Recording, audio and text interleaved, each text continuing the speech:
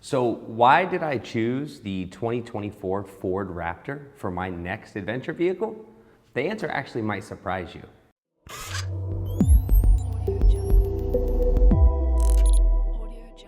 What is up, everybody, and welcome back to the channel. My name is Josh, and if you're new here, you'll probably get used to the theme that vehicles kind of come and go and things change, but in this case, nothing has changed with the current vehicles, but I did think that the 2024 Ford Raptor was probably the best suited adventure vehicle for me. So today what we're going to be talking about is how and why I came to the conclusion that the 2024 Ford Raptor was the best choice for me. I got a bunch of stuff right here in my field notes that I've kind of written down that I think are important to go over to give you guys a little bit of information about my thought process when it came to picking this truck over something different. All right, so if you guys can't tell, and if you're new here, you have no idea where this is, but this is Grumpy's. I am doing my first video in Grumpy's, and Grumpy's is an old 70s motorcycle shop that I bought about almost a year ago, coming up on a year,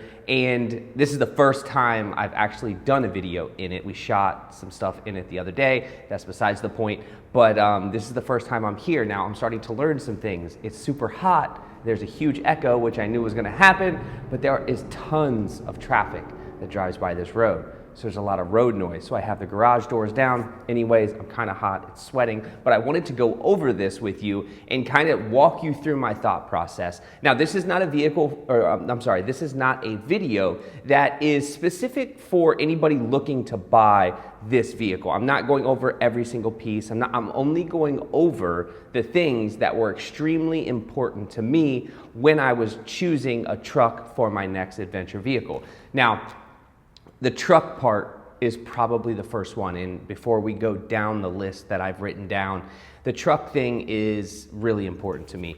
I've always had trucks. Trucks are so useful for so many different reasons, whether it's towing, moving stuff, whatever it is, just work in general.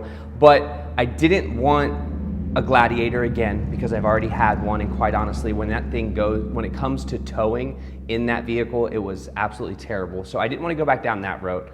I had the Power Wagon previous to all of this, and the Power Wagon was great, but it was just so big. And it was kind of a dog. It was a little bit slow, but it was very luxurious. It was comfortable. It was a great ride.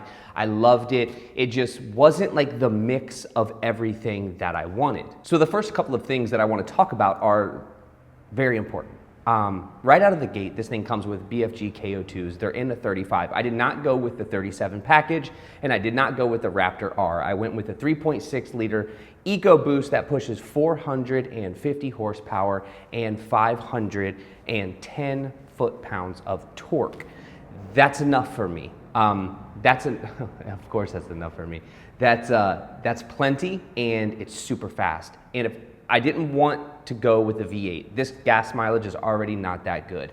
Put a V8 in it and the gas mileage is even worse. Not to mention it's close to $40,000 more than I paid for this truck. And this truck wasn't expensive. So add $40,000 to it and it was just out of my price range, but it just didn't make sense for me. I didn't want a V8. I love 6-cylinder turbos, twin turbos. That's something that I really enjoy driving. It's fun, it's punchy, it's all of the things that a Raptor is supposed to be. So that is reason number one, the motor, the speed. It's the perfect mix of street and power and adventure. You can kind of do a lot more things with this platform than you could ever do with a Jeep Gladiator or a Ram Power Wagon. So the Fox shocks are dual live valve shocks, and these shocks are far more than what most of us probably need, but because the truck has 3 modes, Sport, Normal, and Baja, which is another reason, it independently fixes or adjusts the shocks depending upon the drive mode that you choose. And it's made to go fast, it's made to corner fast, it's made to go through the desert fast, it's made to do everything fast, but also comfortable. And that is something that I absolutely love. I can't get enough of the fact that I can just fly down the road in this thing. I know that's dangerous, but that's what I like to do. It's nice to have the ability to do that, but you can also take this thing wherever you want to do it. As a creator, as an adventurer, as a photographer, this thing has a lot more than what people give it credit for. And I don't really think people know what they're missing out on until they step foot in something like this. All right, so briefly I mentioned gas mileage, and it doesn't get the greatest gas mileage. It's between 11 and 13 miles per gallon. But it makes up for it because it does have a 36-gallon gas tank. So that definitely makes it easier when you fill up because you can get a lot more miles because you have a larger gas tank, although your miles per gallon are absolutely terrible. You have a big gas tank, so it makes you feel better about it when you fill up at the pump and it says you have 500 miles before you have to fill up again. So before we bounce off of the adventure side, what I want to talk about is the 12 inches of ground clearance that it comes with factory. That is pretty much in line with just about every other off-road style vehicle as they're built from the factory. You get between that 11 and 12 inches of ground clearance. Some are up to 13 and 14, but for me, 11 inches of ground clearance is pretty well fine. I don't really need anything else, and it also comes with actual steel skid plates, metal skid plates from the factory. They're not trash. They're not like those plastic ones you get on some cars and they call them skid plates and they're really splash guards. It's an actual skid plate that you can depend on and you can rely on, and you don't have to go spend money to replace it the second you get it into your garage. So the last three reasons are really the reasons that I love this truck more than any other thing that I can think of other than the fact that it's fast. Factory auxiliary switches installed inside the truck right from the factory.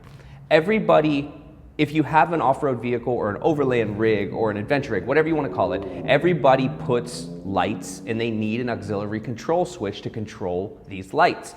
When a vehicle comes out that doesn't have factory installed auxiliary switches, it drives me nuts, but the Ford Raptor does have factory installed auxiliary switches ready to go for you to use immediately, and that to me is a huge win. It doesn't justify the price, but it did save me some money. Another thing are the number of actual 120 volt outlets that you have inside the truck. You have 3 120 volt outlets. Now, let me tell you why that's important, because I think a lot of people miss this.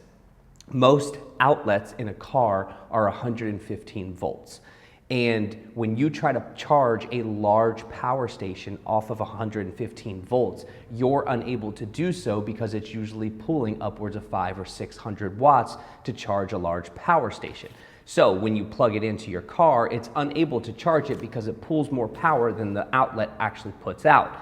I've ran into this on several occasions in multiple vehicles, and I have a true 120 volt outlets inside the vehicle. Now, the bed is where the big one is. It's a 220 watt outlet that I have in the rear of my truck. So I can charge literally any power station or any battery system that I choose directly off the alternator while I'm driving, and it's factory. I don't have to do anything other than plug it in. That makes a huge difference for me because there are going to be some things going on in the back of this truck. I'm not even going to get into the build plan today. The next video will probably be a better idea of the build plan because I'm waiting on a couple of things to come out just to make sure that it's exactly what I want to do. But having that outlet in the rear, I mean, that's a huge amount of power. Now, you're going to have your truck running if you want to use it at its full capacity.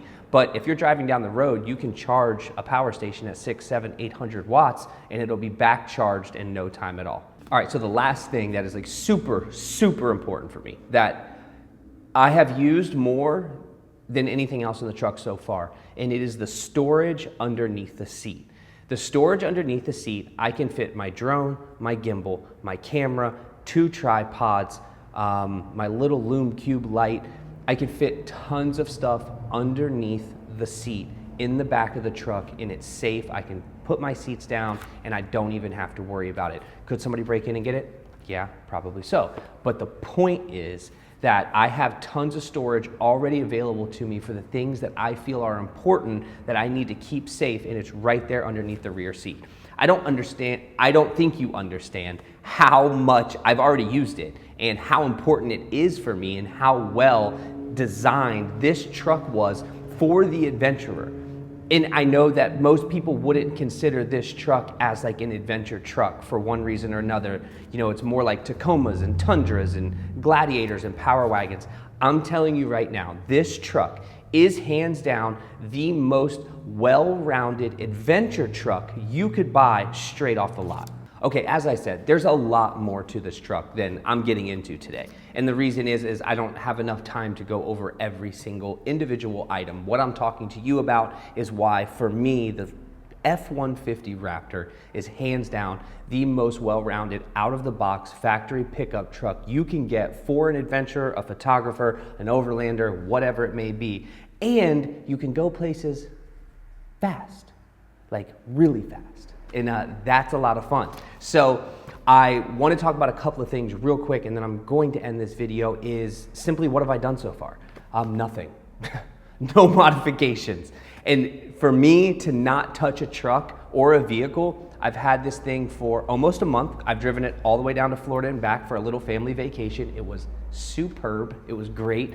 I haven't done anything except a tonneau cover, and as you could probably see behind me, you've already seen, I had the wrap done by some people local to me in Columbus. It's Mad Graphics.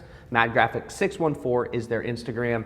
You can check them out if you're local and you're looking for a really dependable place to get some wrap work done on your car. And I went with this black camo look. I don't know why. The color of the truck is avalanche gray. It's not white. I usually get white. And ever since the Subaru, the last one, I got a black one. So now I'm like, you know, testing other colors, but the avalanche gray, I went with an all camo black and gray wrap. It looks really, really good, and I'm super stoked on it, but that's all I've done. That is literally it. A tonneau cover and some wrap work, and I've had it for a month. I haven't even ordered anything. That's the crazier part. I haven't ordered wheels, I haven't ordered tires. Am I going to? Absolutely. Absolutely, I'm gonna build it, I'm gonna lift it, I'm gonna put something in the bed, and I'm gonna go adventure in this thing, and it's gonna be sick while I do it. But the point of this video is just to explain to you why I think this truck, the 2024 Ford Raptor, is hands down the best adventure truck. Now, granted, I understand it's pricey. This is my second Raptor. The first one I had in 2018. I did a bunch of stuff to it, and I absolutely hated it. But ever since then, I wanted to go back and kind of redo that because I completely destroyed that truck by lifting it and all the things that you shouldn't do.